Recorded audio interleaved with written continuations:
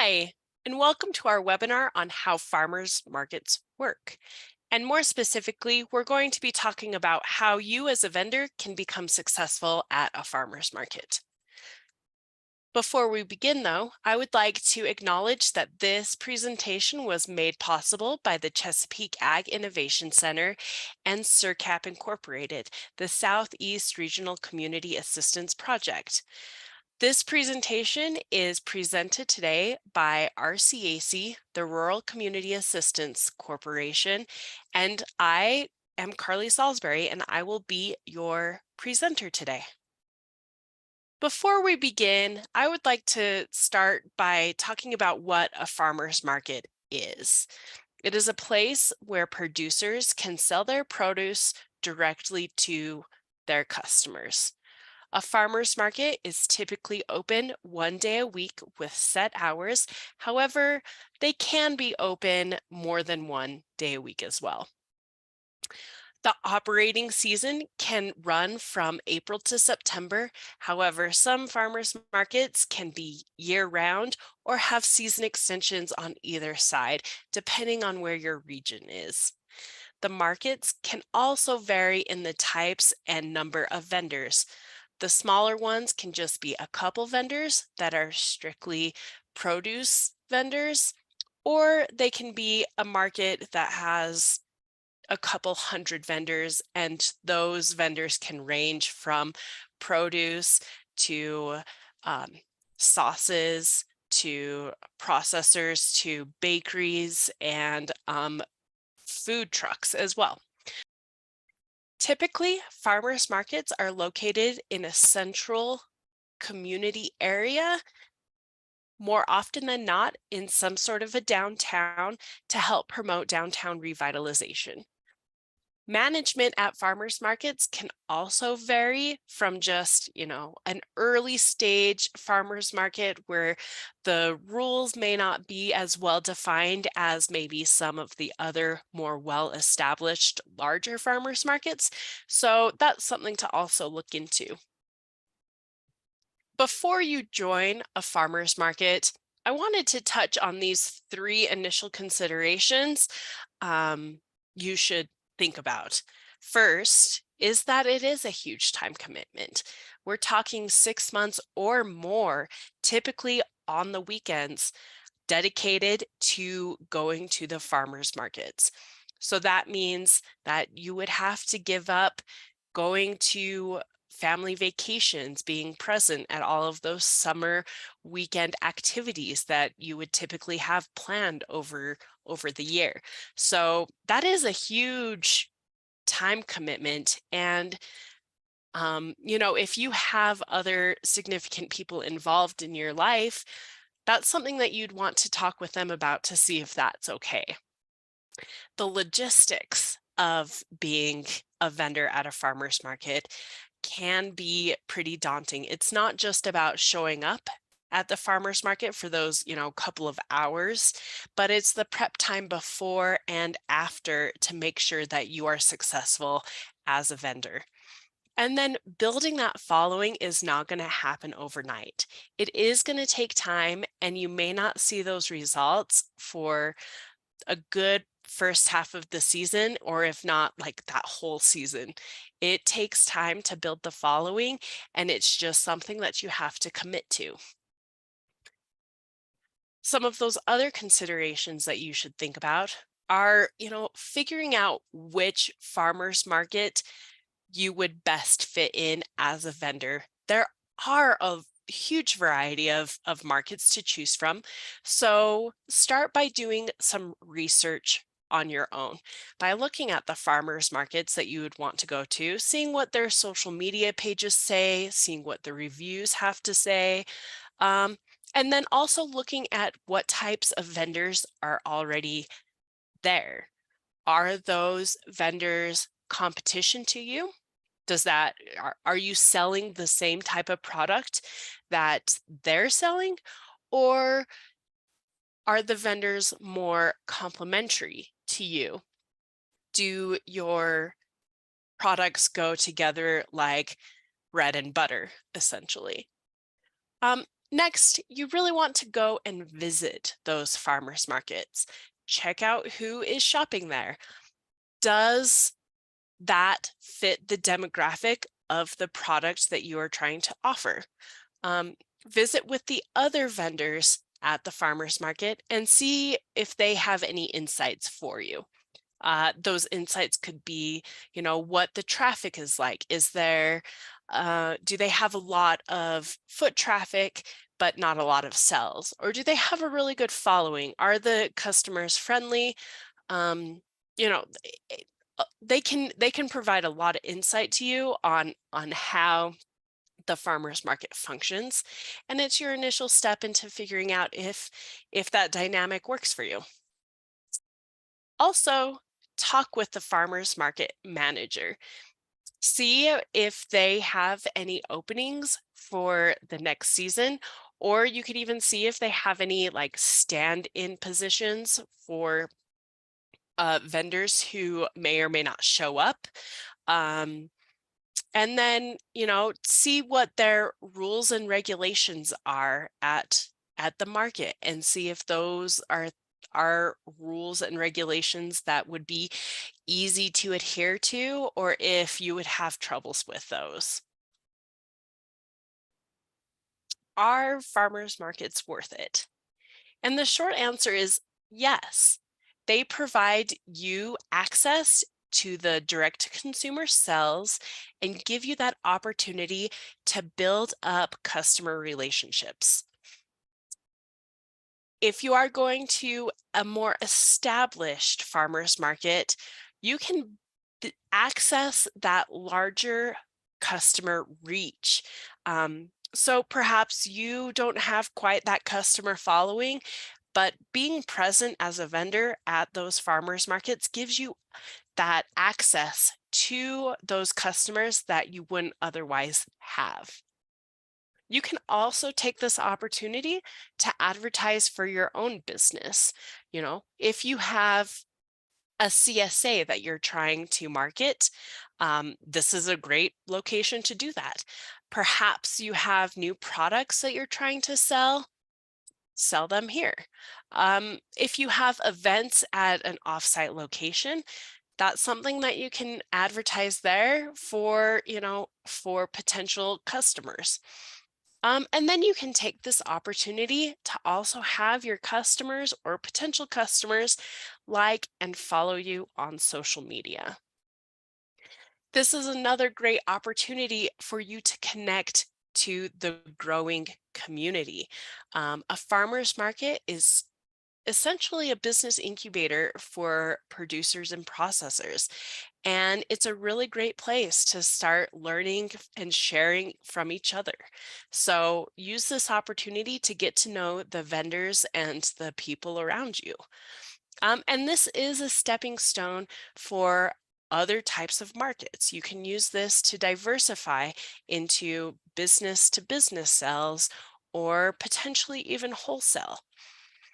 And then at a lot of established markets, they have access to SNAP and double up food bucks. So you as a vendor doesn't really have to get certified.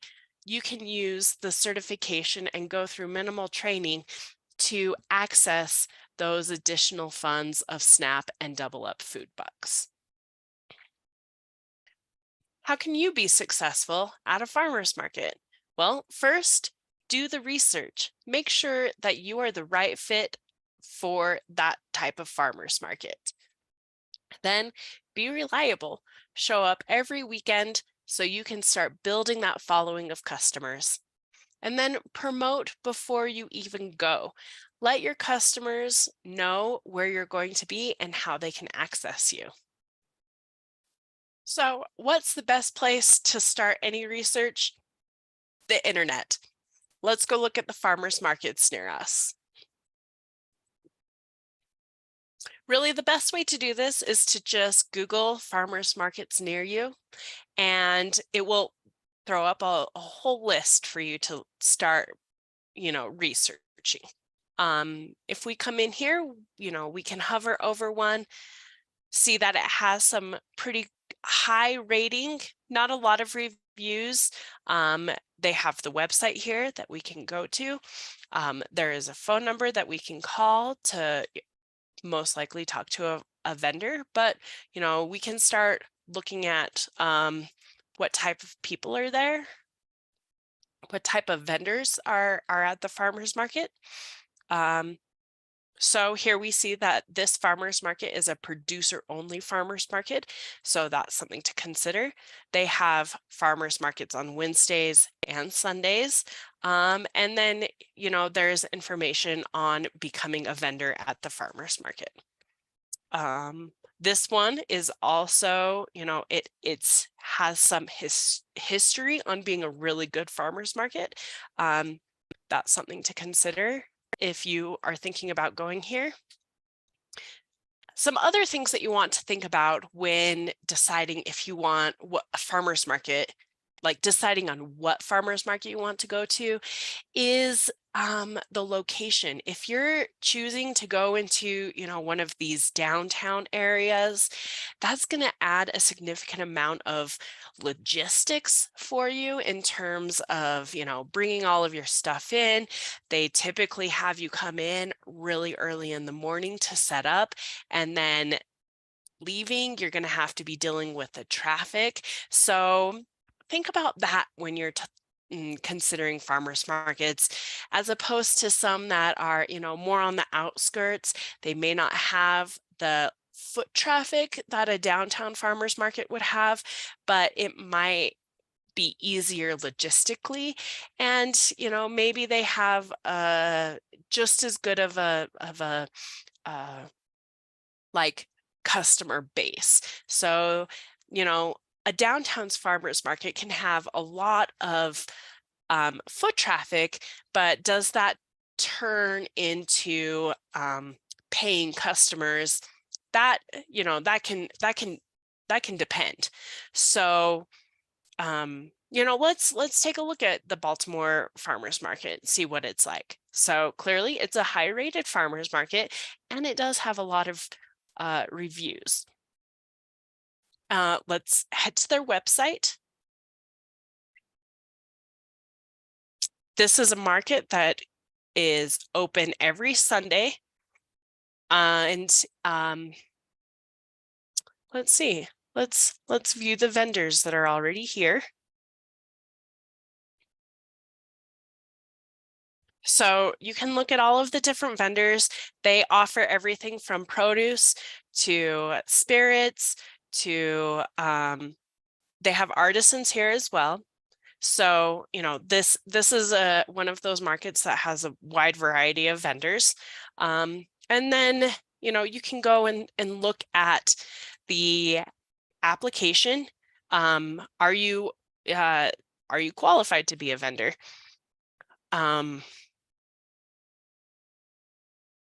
So here they have the farm application, the food vendor application, or the artisan application. So you can, apply under each one of those. They also have here their farmers market guidelines, which is something that you should really think about looking at before you even consider applying. And then they've got key dates. That's nice. As well as the information for the farmers market manager. So you can call them and, get your questions answered about any of the operations or the fees or, all of that stuff. So part of this, they have their farmers market goes from April to December. So it's almost a year-round farmers market. Setup and hours of operation. So you have to be there before 6:30 in the morning and be out of there by 1:30 in the afternoon. They do have policies on tardiness and no-shows. So, this is something to really consider if you are thinking about going to a farmer's market. If after 3 notices of no-show, you're disqualified from continuing at the farmer's market. So they take this kind of stuff seriously. So it's something that you should really consider. And then they go through a whole bunch of different policies, rules, regulations that you do need to adhere to as a vendor. So make sure you read these for each market before you decide which ones you think you should apply to. Also check out their social media pages, like your Facebook or their Instagram. Let's see, what kind of followings do they have on their Instagram? So I'm 75 posts. They've got a good following. So this is something else that you consider, seeing how do they support the vendors that are also at the farmers market? Because this is, they're helping you, but you're also helping them by contributing to their variety and diversity of vendors. So back at our map here, the things that you want to consider, the ratings, the Google ratings, plus the number of ratings. This kind of gives you an idea of the interactions and the customers that they have at the farmers markets.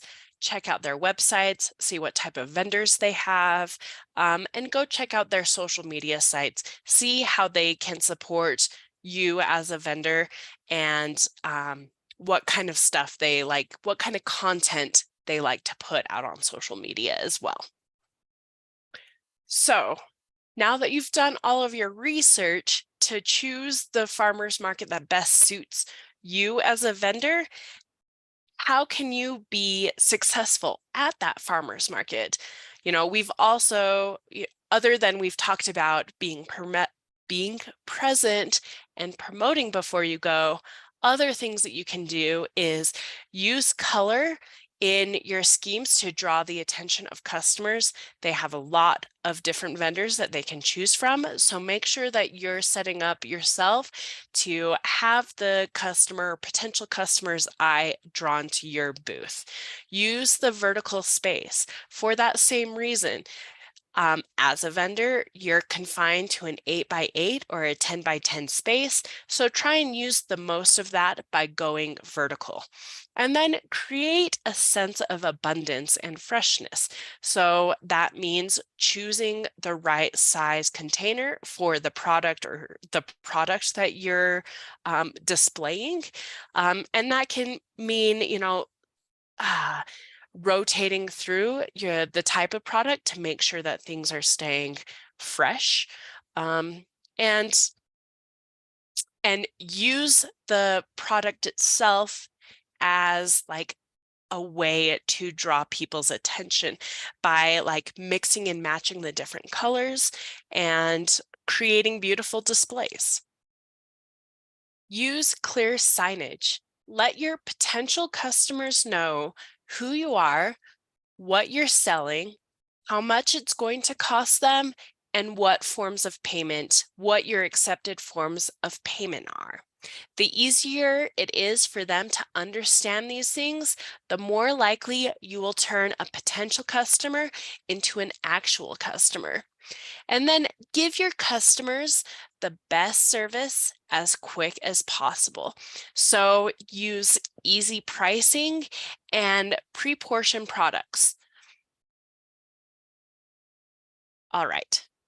So look at this picture of Celeste, and based off of what we've been talking about, list out all of the things that she is doing right. She has 3 signs with bright, fun colors that explain what her product is. She's using risers to display her products.